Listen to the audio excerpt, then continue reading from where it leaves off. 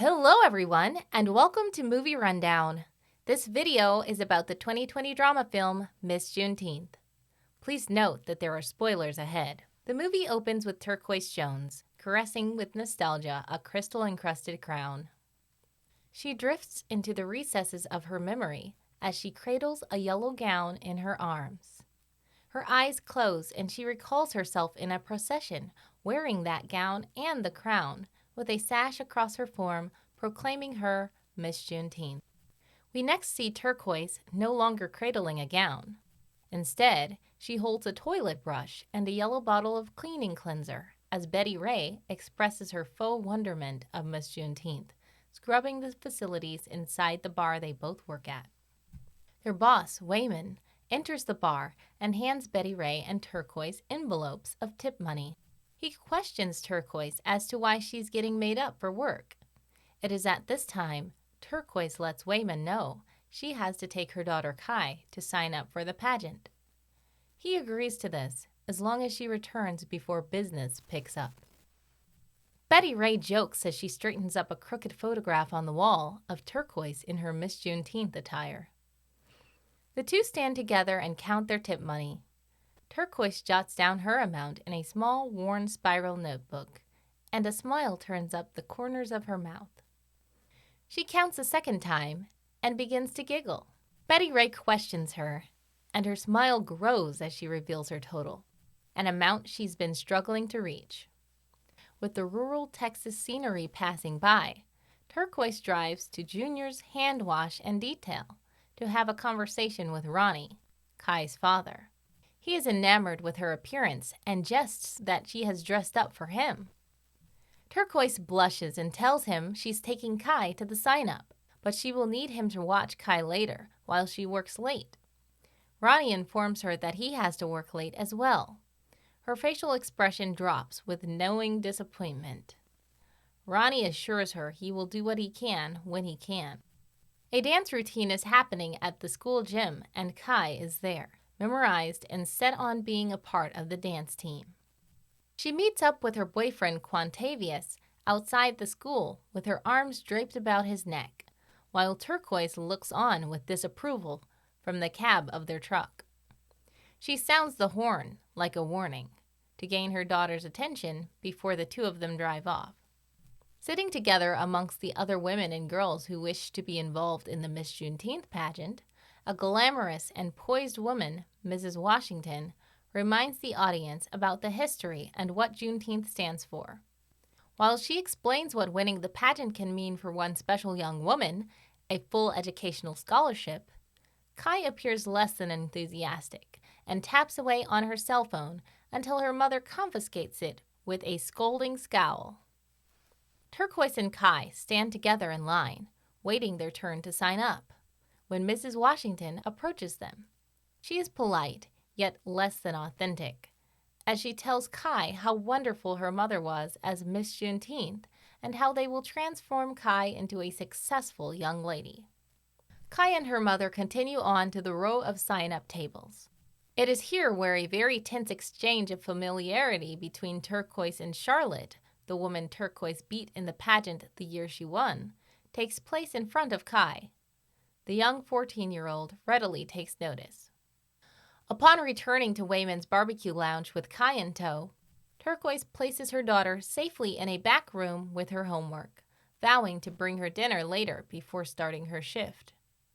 While patrons dance and drink, Turquoise maintains the lounge with an air of authority and earns respect from the customers. Finding Kai asleep in the storeroom and the DJ announcing last call, Turquoise slips out for a quick smoke, when Ronnie appears from the shadows of the alleyway and startles her. She wants to know where he has been, as it seems he has been out and not late at work as he stated earlier. Turquoise walks away, holding her tongue. Inside the lounge, Ronnie plays the jukebox, and he and Turquoise have a romantic moment in the middle of the dark and empty dance floor. This leads to a more sensual, intimate moment back at Turquoise's house and in her bed. The following morning, Turquoise sits on the edge of the bed while Ronnie sleeps. Kai tries to sneak out unseen, headed for school, when her mother stops her at their front door. She tells Kai her skirt is too short, and it's not appropriate if someone from the pageant was to see her. Kai reluctantly changes, and as she exits the house, a wide smile brightens her face as she spots Ronnie's car. She calls out a goodbye to her father, and Turquoise reminds Ronnie she asked him to park further down the road. Later that morning, while in the kitchen, Turquoise asks Ronnie if he has money for Kai. He tells her he's short, at which time she pretends to be leaning in for a kiss before she swipes what few dollar bills Ronnie has in his pockets. Ronnie doesn't understand why Kai needs an $800 dress. Turquoise explains that she wants more for their daughter than they have, and deposits the money in the nightstand drawer next to a pair of rings. At her second job, we see Turquoise applying makeup to a deceased woman. She holds a conversation with the owner of the funeral home, Bacon, while she diligently works. He wants to give her more hours, but business is slow. He assures her that once his new loan comes through, he will be able to offer her more work. Bacon becomes a bit flirtatious, and Turquoise's truthful yet not unkind response keeps him in his place. Back at home, she opens an electric bill that reflects the past due balance, and a letter of confirmation for Kai to be included in the Miss Juneteenth pageant. Meanwhile, Kai is in her room, mimicking a dance routine streaming from her cell phone screen. Turquoise frowns upon the dance moves, and with pride announces to Kai that she is in the pageant. Kai's face expresses her disappointment. Later that day, when Ronnie finds out Kai was accepted and that there are some more fees involved, he gives Turquoise money, with a little extra, which she decides to use towards Kai's birthday cake. Ronnie plans to take Kai out to do something special the following day to celebrate, and his action earns him a sweet, quick kiss from Turquoise. Waiting for their laundry to be finished at the local laundromat, Kai munches on cookies while her mother browses through a catalog of colleges. Kai shows her mother some dance moves and reminds her of a time they spent together watching a dance competition. The two have a civil discussion on opposite plans for Kai's future. Afterwards, they drive together to C's Closet, an elegant dress shop adorned in glitz and glam. It is here where Kai tries on a beautiful blue gown. Reflected back in the mirror, Kai's face appears very indifferent. Turquoise stands behind watching, her faded t-shirt a similar blue. Her facial features reveal how proud she is of her daughter, as she makes arrangements for payment and pickup with Mrs. C. As Charlotte leads the church congregation in a song of worship, she spots Kai and Turquoise sitting in the back. Her brow furrows. After the service, she meets the mother and daughter duo out in the hall. It is here that Turquoise addresses her as Mama and asks Charlotte for her help in attending to Kai while she picks up a couple of shifts. Charlotte refuses, seeming less than accepting of her own daughter and politely acknowledging her granddaughter. She instead chooses to help the preacher over helping her family and returns to her sanctuary. Back at home, Kai sits in front of the television, her full attention on the dancers on the screen. Turquoise wants her to rehearse for the talent portion of the pageant by practicing the same Maya Angelou poem she used when she won Miss Juneteenth. But Kai wants to dance. Kai recites the beginning of the poem with no emotion.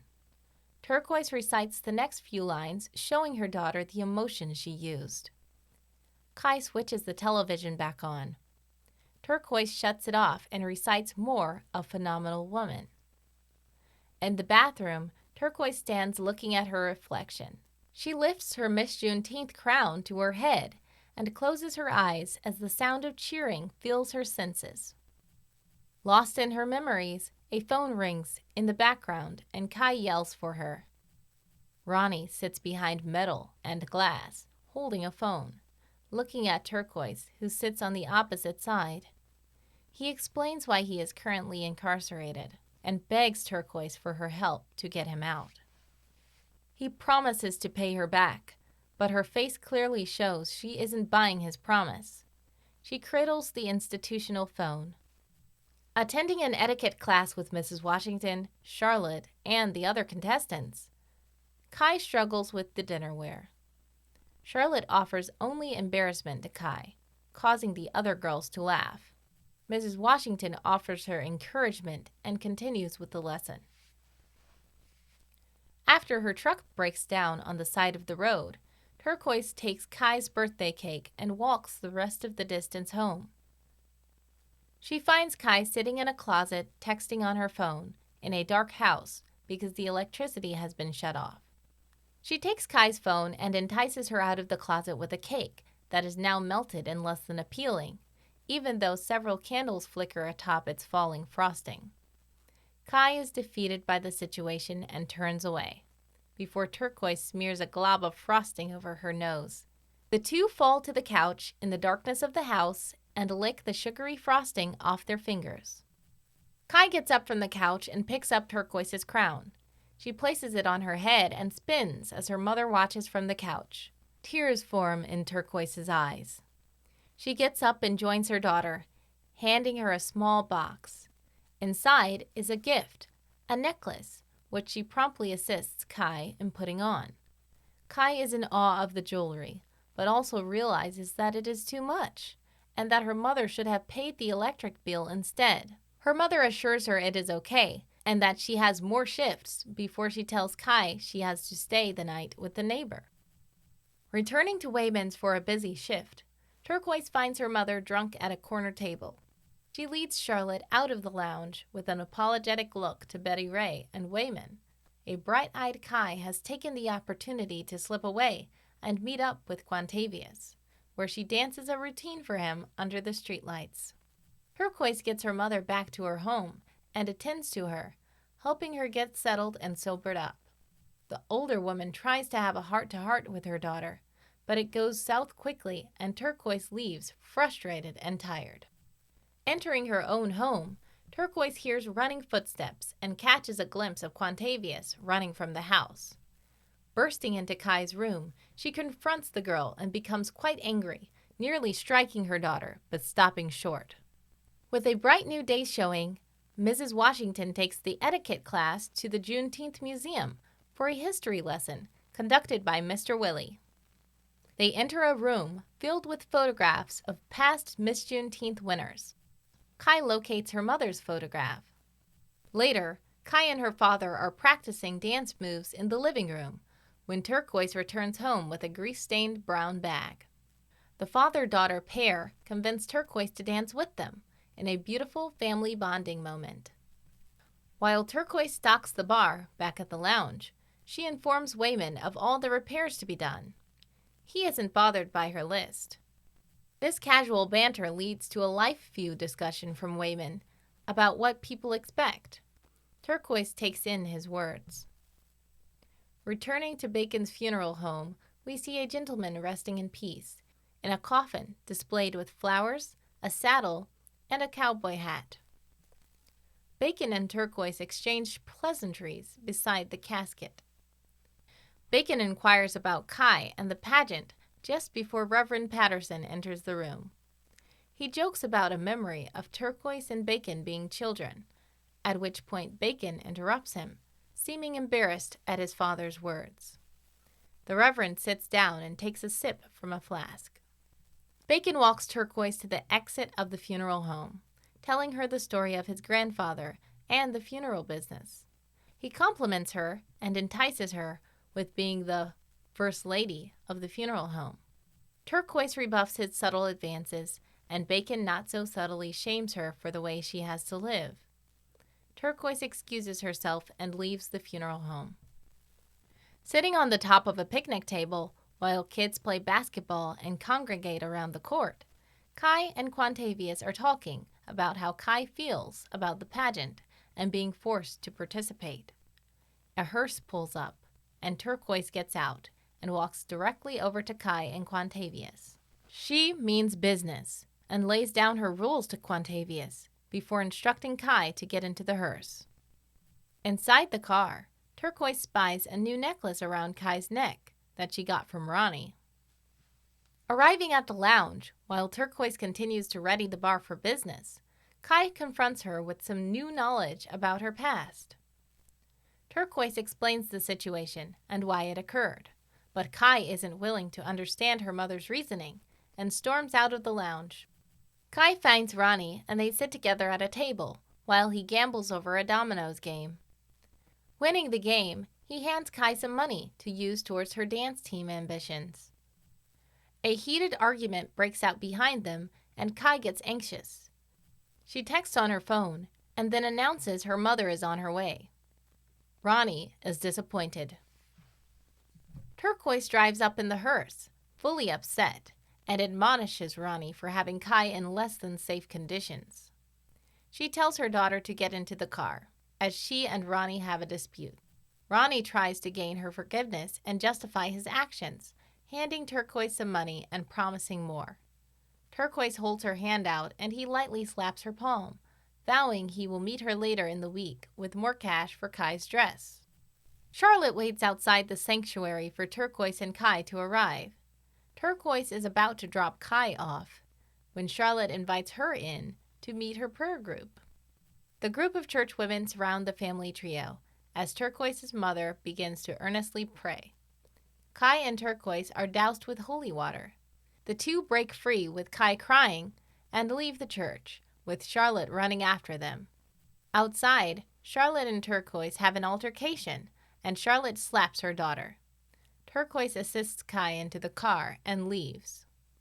The pageant girls are rehearsing their talents, and Kai watches one of them with envy as she dances on stage in front of Mrs. Washington. When it is Kai's turn, she stumbles over the poem she is reciting from a piece of paper. Mrs. Washington admonishes her for still using the paper, and then proceeds to talk to Turquoise. The two women have a back and forth in regards to the past and the present, with Mrs. Washington backhandedly apologizing to Turquoise. At home, Turquoise warms a straightener to comb out Kai's hair for the dress rehearsal. Kai hands her mother a slip of paper to sign. She tells Turquoise she can work to help pay expenses. Turquoise hands her back the working papers and begins her story as to why she wanted to become Miss Juneteenth. Kai listens as her mother expresses what it meant to her to win, and then she places a hopeful kiss on her daughter's head. Back in the drab lounge, with the photo of Turquoise showing in the background, Beharie shows up with a case of beer. She and Turquoise joke about getting old before the phone rings, interrupting them. Beharie answers, and her face drops with the news. She and Turquoise race out of the lounge into the hospital, where they stand by the bedside of an unconscious Wayman. Dressed in a bright pink dress, Turquoise paces outside Mrs. C's, waiting for Ronnie. When he doesn't show up, she goes inside and tries to bargain with Mrs. C for Kai's dress. She begins, but Mrs. C refuses. The girls are walking through the dress rehearsal, each in a lovely gown. When Kai arrives, she joins the rehearsal in torn jean shorts, a yellow top, and boots. Standing alone in the center of the stage, her face forlorn, she looks back through the seats to see her mother watching with the same expression. Upon entering the dark house after the rehearsal, Turquoise hears a cough inside. She pushes Kai back outside and grabs a knife from the kitchen. Entering the bedroom, she finds Ronnie laying in bed. He appears as if nothing is wrong, proud that he remembered to park down the street. The knife clatters to the floor as Turquoise questions him and tells him what their daughter had to endure at rehearsal. He again swears by her that he will make things right, explaining his plans for the money. Turquoise sinks to the bed, with the true realization that her hopes for Kai are falling apart. Kai enters the room and tells Ronnie to leave, as a single tear slips down over her mother's cheek. The crystal-encrusted crown sits on a mantel, filled with photos of Kai as a baby. She puts the crown on, and with a smile, goes into her mother's bedroom to urge her to get up and come practice for the pageant. Turquoise ends up searching through thrift store dresses, but finds none. With the help of Beharie, she and Kai work with the original yellow dress Turquoise wore. Later that evening, Turquoise makes dinner, while Kai rehearses her poem. Bacon, decked out in cowboy attire, leads a horse up to the doorstep and informs Turquoise there is a dance to raise money for Wayman's medical bills. He invites her to go, and Kai encourages this, agreeing to behave and go next door to the neighbor's house while Turquoise is gone. She hands her house keys over to her mother as a guarantee. At the benefit, Bacon and Turquoise dance, while a bucket for donations is passed around, and people enjoy themselves while helping out Wayman. Bacon walks Turquoise home just as Ronnie drives up with his crew and confronts her, calling her out in front of everyone. Bacon steps forward and Ronnie takes it as a threat. There is tension, but in the end, Ronnie speeds away. Bacon makes it very clear what his intentions are for himself and Turquoise. She lets him know she doesn't feel the same. She ends the evening by sitting on the porch steps with a cigarette in her hand and a crown on her head. In a flashback, Turquoise sits on her bed after the Juneteenth celebration parade, slipping her wedding ring on and then off. Back to the present, she takes them to a jeweler and sells them. Primping, the girls get ready backstage for the pageant. Turquoise gives Kai some last encouraging words and returns to the audience to sit amongst the past Juneteenth winners. The heavy stage curtains draw back. The stage lights go up as each of the girls walks the stage. Kai appears last, dressed in her mother's yellow gown and appearing confident and proud. The pageant moves on to the talent portion. Several girls perform their rehearsed talent for the audience. Kai sits backstage staring at her reflection. She sprays her straight hair and it crunches back into curls. On stage, she recites her name and what she will be performing. Quantavious, much to Turquoise's dismay, runs down the aisle and starts some music. Kai recites Phenomenal Woman as she dances across the stage. When she finishes, Turquoise stands and applauds. Mrs. Washington announces the winners as the girls stand in a line. The anticipation builds as the second runner-up and first are announced. Kai's face and her mother's face fall as the winner is crowned. They meet up backstage, where Kai is crying and apologizes to her mother. Turquoise consoles her and announces her revelation, letting her daughter know she is her own person. At the lounge, Turquoise is packing boxes when Wayman enters. She rushes to him and helps him to sit down. He is insistent at getting up and working.